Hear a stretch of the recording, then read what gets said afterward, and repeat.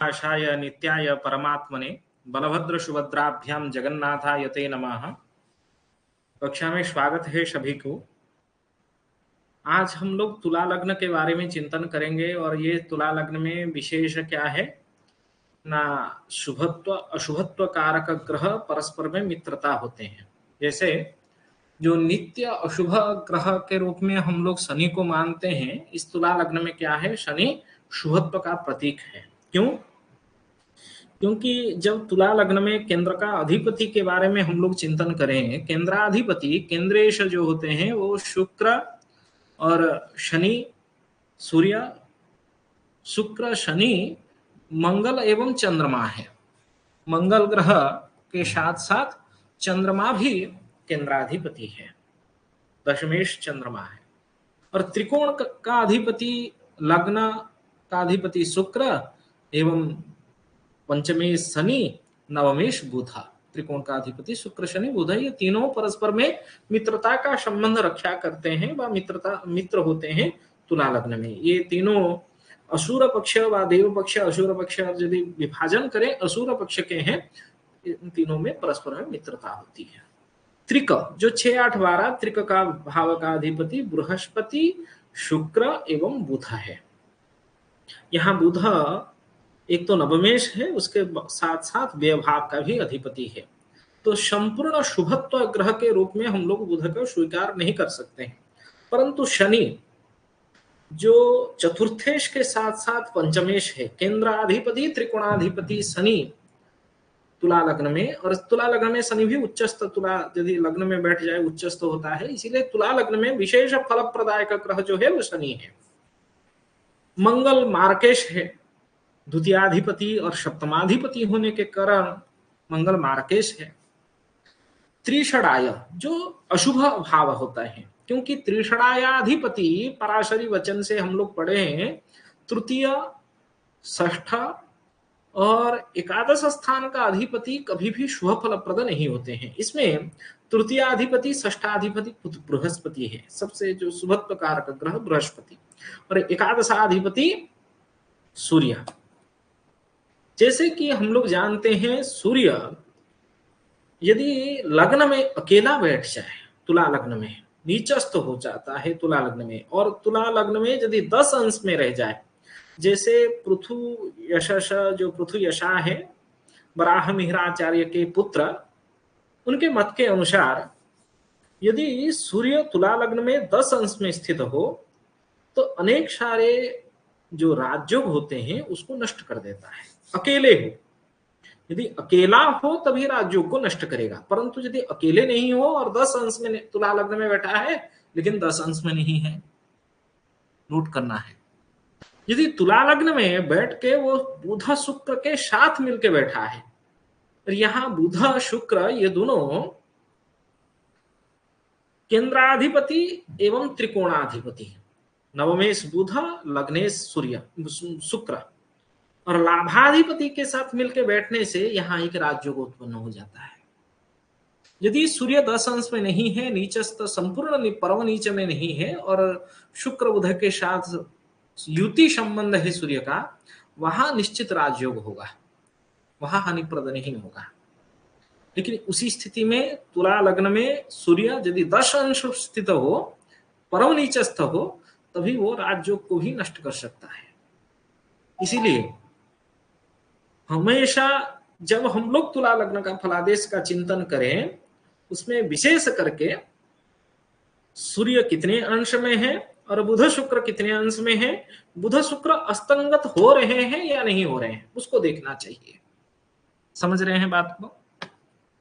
इसी तुला लग्न में मंगल का चिंतन करें तो आप लोग देख रहे हैं मंगल मार्केश है।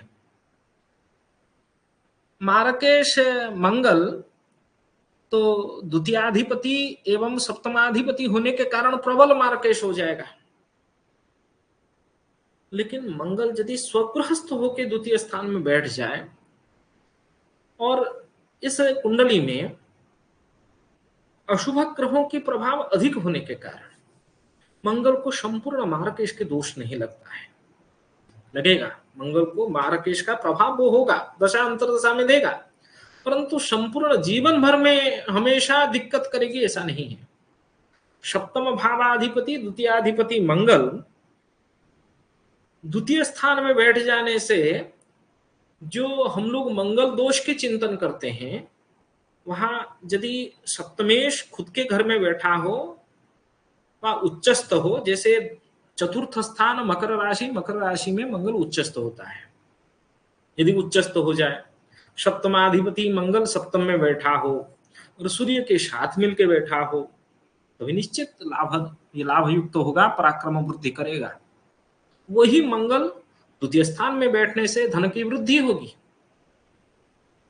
और मंगल दोष भी नष्ट हो सकते हैं। परंतु उसी स्थिति में मंगल यदि बेभाव में स्थित हो, तभी उसका दशांतर सा अष्टम भाव में बैठा हो।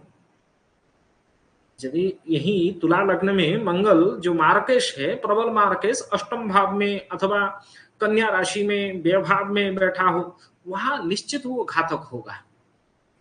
यदि षष्ठ स्थान में, जैसे आप इसी तुला लग्न का आप लोग चिंतन कर रहे हैं, इसी तुला लग्न में शुक्र एवं बृहस्पति ये दोनों परस्पर शत्रु हैं। ये दोनों तुला लग्न में शुक्र एक साथ बैठ जाए, बृहस्पति एवं शुक्र दोनों परस्पर शत्रु, एवं यहाँ बृहस्पति जो त्रिषणाय का अधिपति है, षष्ठेश एवं तृतीयेश है और अशुभत्व भी है, प्रबल अशुभत्व है। और ये लग्नेश शुक्र बृहस्पति के साथ मिलकर बैठ जाए और जो केंद्राधिपति दोष शुक्र उत्पन्न करे, वहां निश्चित घातक होता है और शारीरिक कष्ट होता है। स्फोट, व्रण, व जैसे हम लोग शीतल इत्यादि घाव शरीर में उत्पन्न होते हैं ना, इसी प्रकार की घाव उत्पन्न होता है, अनेक सारे रोग का कारण बन जाता है। क्योंकि लग्नेश के साथ साथ शुक्र यहाँ अष्टमेश भी है, षष्ठेश अष्टमेश परस्पर युति हो जाए और तृतीयेश भी युति हो, उसमें निश्चित हानिप्रद होगा, मतलब रोग उत्पन्न होगा ही होगा। परंतु उसी स्थिति में ध्यान पूर्वक इसको नोट करना है, बृहस्पति शुक्र बुध ये तीनों एक साथ यदि मिलकर बैठे हो, बृहस्पति शुक्र अकेले हो उससे रोगाक्रांत होगा व्यक्ति, जिस भी स्थान में बैठे हो, एक दूसरे के घर में चले जाए, मतलब स्थान विनिर्मय योग हो जाए, एक साथ मिलकर बैठ जाए, सहवास संबंध हो जाए, अथवा मंगल शनि दोनों देख रहे हो, बृहस्पति एवं शुक्र को पूर्ण दृष्टि से देख रहे हो और दोनों अष्टम स्थान में बैठ जाए अथवा षष्ठ स्थान में स्थित हो, समझ रहे हैं। ये बृहस्पति एवं शुक्र, यदि मैं कुंडली बना लेता हूं, आप लोग ध्यान पूर्वक इसको नोट भी कर लीजिए। बृहस्पति जहां बैठा है उसके साथ शुक्र भी बैठा है, ये दोनों एक साथ मिलकर बैठे हैं और जैसे मंगल यहां बैठ के पूर्ण दृष्टि से देख रहा हो, शनि लग्नस्थ हो, उच्चस्थ हो, शनि लग्न में उच्चस्थ होने के बाद भी पापक ग्रह है और मंगल मार्केश के होने के साथ साथ बृहस्पति शुक्र को लग्नेश को पूर्ण दृष्टि से देख रहा है, वहां ऑपरेशन इत्यादि समस्या होगी, कई प्रकार के घाव होने की, बाद उदर में पेट के अंदर कुछ रोग उत्पन्न होने की समस्या, निश्चित शारीरिक कष्ट का विचार हम लोगों को करना है। क्योंकि शुक्र को केंद्राधिपति दोष भी वहां लग जाता है। इसी स्थिति में यदि बुध को हम लोग एक साथ मिला के बैठे, जब आप लोगों को मैं विपरीत राजयोग पढ़ा रहा था, याद होगा विपरीत राजयोग का चिंतन आप किए होंगे। विपरीत राजयोग में क्या होता है ना, षष्ठेश अष्टमेश एवं व्यभाव का अधिपति जो त्रिकस्थान है, जो दुस्थान हम लोग जानते हैं, दुस्थानाधिपति यदि उनमें परस्पर में युति अथवा दृष्टि अथवा स्थान विनिर्मय संबंध हो जाए तो उसको हम लोग विपरीत राजयोग कहते हैं। यदि बृहस्पति शुक्र बुध ये तीनों षष्ठ भाव में बैठे अथवा अष्टम में बैठ जाए अथवा ये तीनों जाके व्यभाव में बैठ जाए, वहां विपरीत राजयोग होता है।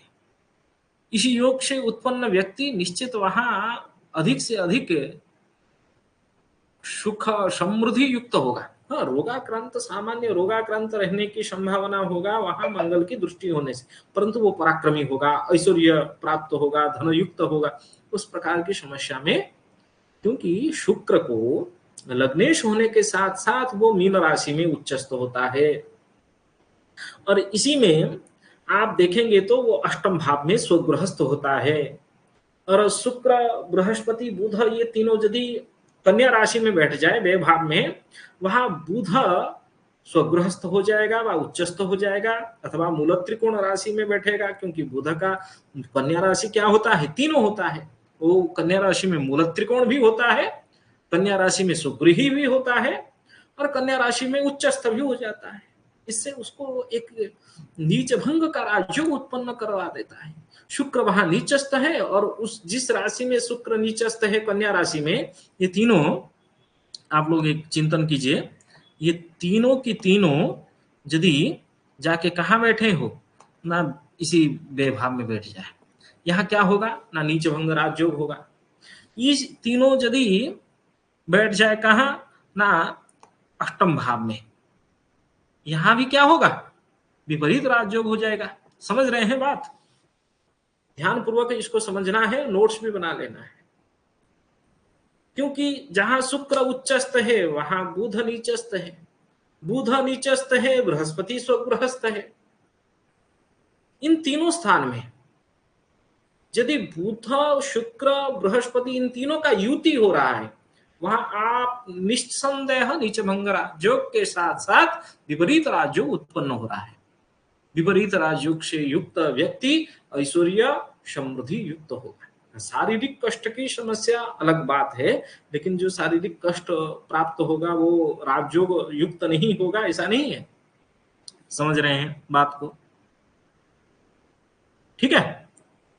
जैसे लग्न में सूर्य बुध तीनों एक साथ मिलकर बैठने से राजयोग उत्पन्न हो जाएगा, अथवा सूर्य बुध शुक्र यदि सप्तम भाव में मिलकर बैठ जाए वहां भी राजयोग उत्पन्न होगा।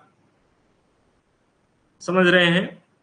बुध शुक्र इस प्रकार की कुंडली में बुध शुक्र ये दोनों लग्नेश व केंद्राधिपति त्रिकोणाधिपति का परस्पर संबंध, युति संबंध नवम स्थान में हो रहा है। एवं चंद्रमा स्वगृहस्थ है, चंद्रमा से सप्तम में बृहस्पति नीचस्थ हुए, नीचस्थ होने के बाद भी हम जो गजकेसरी योग से युक्त है, एवं इस बृहस्पति का नीच भंग राजयोग भी हो रहा है। क्यों नीच भंग राजयोग हो रहा है ना, बृहस्पति जहां नीचस्थ है उसका अधिपति अपने घर में स्वगृहस्थ होकर बैठा है, ये तो एक नीच भंग राजयोग का लक्षण है ना। शनि शशक योग से युक्त है, ये भी एक उत्तम योग है। इस प्रकार मंगल भी पूर्ण दृष्टि से भले ही मार्केश है, लेकिन शनि के घर को देख रहा है। मंगल भाग्य स्थान को दृष्टि दे रहा है, क्योंकि मंगल जहां द्वितीय स्थान में बैठा है सुग्रस्त होके धनाधिपति, वो शुक्र बृहस्पति को देख रहा है। और हम लोग जब कलानिधि योग की चिंतन किए हैं, द्वितीय भावाधिपति द्वितीय स्थान में बृहस्पति अथवा पंचम भाव में बृहस्पति स्थित हो और बृहस्पति शुक्र से युत अथवा दुष्ट हो, वहां से भी कलानिधि योग उत्पन्न होता है। तो इसी तुला लग्न में बृहस्पति यदि द्वितीय स्थानस्थ हो, अशुभ ग्रह है, परंतु बुध शुक्र के साथ यदि दृष्टि व अथवा युति संबंध बना रहा है, जैसे हम लोग जानते हैं सूर्य के निकटवर्ती ग्रह बुध शुक्र, ये दोनों आ जाए कहां, अष्टम भाव में, और बृहस्पति चला जाए कहां ना, मंगल के साथ मिलकर बैठ जाए द्वितीय भाव में। ठीक है, इसको नोट कर लीजिए, इसे एक कुंडली बना लीजिए।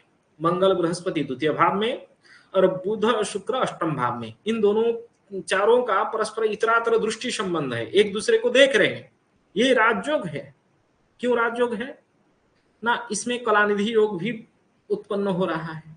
द्वितीय भाव में द्वितीयाधिपति के साथ मिलके बृहस्पति बैठा है, भले ही वो अष्टमेश षष्ठेश है एवं तृतीयेश है, एवं लग्नेश से पूर्ण दृष्ट है, और लग्नेश भी शुक्र है, शुक्र बुध से पूर्ण दृष्ट है, उससे निश्चित ऐश्वर्य धन युक्त होगा व्यक्ति। इसी प्रकार कुंडली का हम लोगों को क्या एक चिंतन करना चाहिए। तुला लग्न हो, बुध शुक्र शनि ये तीनों परस्पर में संबंध बना ले, क्योंकि ये बुध शुक्र शनि ये तीनों परस्पर मित्र हैं, केंद्राधिपति त्रिकोणाधिपति है, ये तीनों यदि परस्पर संबंध बना रहे हैं तो निश्चित वहां हम लोग राजयोग कहेंगे। जैसे अभी हम लोग देख रहे हैं चंद्रमा जहां बैठा है उससे 10वें स्थान में सूर्य उच्चस्थ है एवं चंद्रमा स्वगृहस्थ है। लगभग हम लोग जानते हैं सूर्य से चंद्रमा यदि चतुर्थ घर में बैठा हो तभी सार्ध सप्तमी अथवा अष्टमी के नवमी के आसपास शिशु का जन्म है, एवं शुक्ल पक्ष है। शुक्ल पक्ष के सार्ध सप्तमी को हम लोग पूर्ण चंद्रमा कहते हैं, मतलब चंद्रमा का प्रभाव पूर्ण चंद्रमा है, एवं कर्माधिपति कर्म स्थान में स्वयं स्थित है, तो इसमें चंद्रमा का शुभत्व प्रभाव होगा। एवं शनि जो योग कारक ग्रह शनि उच्चस्थ होकर चंद्रमा को पूर्ण दृष्टि से देख रहा है, इससे भी राजयोग उत्पन्न होगा ना। समझ रहे हैं क्या हम लोग कौन से सिद्धांत के ऊपर चल सकते हैं। केवल बृहस्पति शुक्र अथवा बृहस्पति को केंद्राधिपति दोष लगने से ही बृहस्पति शुक्र अशुभ फलप्रद होंगे ऐसा कभी नहीं चिंतन करना है। केवल मंगल मार्केश हो जाने से उसका दशांतरसा तुला लग्न में अशुभ फलप्रद होगा ऐसा कभी नहीं चिंतन करना है। वो किसके साथ क्या संबंध बना रहा है, उस संबंध से क्या फल होने वाला है। इसी तुला लग्न में यदि शुक्र अकेला भी बैठा हो वहां बहुत हानि करता है, बहुत सारे शारीरिक कष्ट को देता है। यदि किसी के साथ युति अथवा दृष्टि संबंध बना रहा है उसका फल अलग है, लेकिन अकेले तुला लग्न में बैठ जाए शुक्र, किसी का दृष्टि ना हो, मंगल का दृष्टि हो जाए, मंगल सप्तमेश 10वें स्थान में इस प्रकार कुंडली बन जाए, चंद्रमा बैठा हो यहां और मंगल बैठा हो यहां, चंद्रमा बैठ जाए पंचम भाव में एवं शनि बैठे सूर्य के साथ,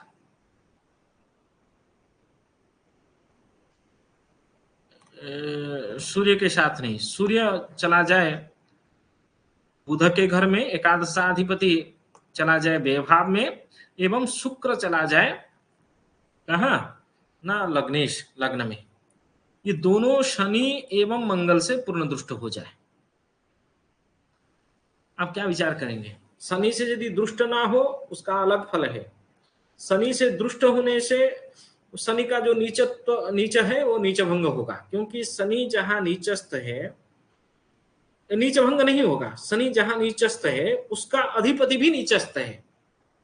और जैसे शनि मंगल के घर में बैठा है, मंगल चंद्रमा के घर में बैठा है, चंद्र शनि के घर में बैठा है, इन तीनों में परस्पर में एक संबंध बन रहा है। आप देख चिंतन कर रहे हैं, शनि बैठा है मंगल के घर में नीचस्थ होके, और मंगल बैठा है चंद्रमा के घर में नीचस्थ होके, और चंद्रमा बैठा है शनि के घर में शत्रु क्षेत्रस्थ होके। इन तीनों में एक अशुभत्व का संबंध बन रहा है, उससे कभी भी शुभ फलप्रद नहीं हो सकता है। इसमें हम लोग जो चिंतन कर रहे हैं तुला लग्न में शनि योग कारक ग्रह है, हमेशा शुभ फलप्रद होगा ऐसा नहीं होगा। और ये दोनों पापक ग्रह शनि एवं मंगल शुक्र को पूर्ण दृष्टि से देख रहे हैं। भाग्याधिपति भले ही स्वयं के घर में बुध बैठा हुआ है, व्ययभाव में बैठा है, एवं सूर्य के साथ मिलकर बैठा है, ठीक है। तो इससे ये तीनों डिलीट में कर देता हूं, ये तीनों बुध शुक्र बृहस्पति को डिलीट कर देता हूं, बृहस्पति को बैठा देता हूं कहा द्वितीय भाव में। इस प्रकार की कुंडली है आपके सामने, ये तुला लग्न की कुंडली है, द्वितीय भाव में बृहस्पति बैठा है, तो क्या होगा। बृहस्पति अशुभत्व कारक है, क्योंकि वो तृतीय के साथ साथ षष्ठेश है और बैठा कहाँ है ना मार्केश है। यहाँ बृहस्पति भी मार्केश का कारण बनेगा। शुक्र लग्नेश के साथ साथ अष्टमेश है और पाप ग्रहों से दुष्ट है। और कौन सा पाप ग्रह ना नीचंगत पाप ग्रहों से दुष्ट है। भले ही शनि उसका मित्र है परंतु वो शनि नीचस्थ है, तो वहां भी अशुभत्व हो गया। सूर्य से द्वितीय स्थान में शुक्र बैठने के कारण एक बेसी योग बनता है, बेसी नामक शुभ राजयोग बनता है। परंतु शुक्र स्वगृहस्थ है, परंतु सूर्य जहां बैठा है वो जो लाभाधिपति व्यय में चला गया है। लाभाधिपति व्यय में चला जाए और व्ययाधिपति के साथ मिलकर बैठने से धनहीनता का योग बनता है। और बृहस्पति यदि धन भाव में बैठ जाता है तभी वो धन की आमदनी में माने धन की प्राप्ति में रुकावट डालता है। ये भी एक समस्या है। तो यहाँ धनहीनता के साथ साथ कई सारे राजयोग को भी, कई सारे शुभ योग को भी भंग करेगा, शारीरिक कष्ट होगा वहां। हम लोगों को क्या, क्यों ये सारा बात मैं कह रहा हूं, एक लग्न को लेके हम लोगों को पूरा बीट बाय बीट चिंतन करना है। जब उतना गहराई से हम लोग चिंतन करेंगे उसके बाद हमारे दिमाग खुलेगा। इसी तुला लग्न में 12वें घर में सूर्य बुध, उन पर शनि की दृष्टि हो जाए, उसके जातक के पिता भाग्यवान होता है, परंतु पिता भाग्यवान होगा लेकिन पुत्र का मध्यम आयु होगा, मतलब आयु वृद्धि नहीं होगी। और शनि का जो तृतीय दृष्टि है वो पूर्ण दृष्टि होता है। जैसे आप लोग चिंतन कर लीजिए, शनि मंगल के साथ बैठा, मंगल शनि दोनों बैठे हैं, मंगल का चतुर्थ दृष्टि पूर्ण दृष्टि है, वो लग्न शुक्र के ऊपर पड़ रही है। और शनि भाग्याधिपति पंचमेश एवं चतुर्थे शनि मंगल के साथ बैठा हुआ है, मंगल नीचंगत है, मंगल का नीच भंग नहीं हो रही है और शनि वहां से सूर्य बुध को पूर्ण दृष्टि से देख रहा है। शनि योग कारक ग्रह होने के कारण एवं मित्र को देखने से, भाग्याधिपति को देखने से और सूर्य पितृकारक ग्रह होने से यहाँ निश्चित क्या होगी, भाग्य में बा पिताजी के लिए, पितृस्थान है ना, पिताजी के लिए लाभदायक होगा। पितृस्थान दशम भाव होता है, पितृस्थान में बैठा है, उसके पिताजी के लाभ है, लेकिन खुद के लिए क्या लाभ होगा, मध्यमायु का योग बन जाएगा, मतलब दीर्घायु का योग नहीं बनेगा।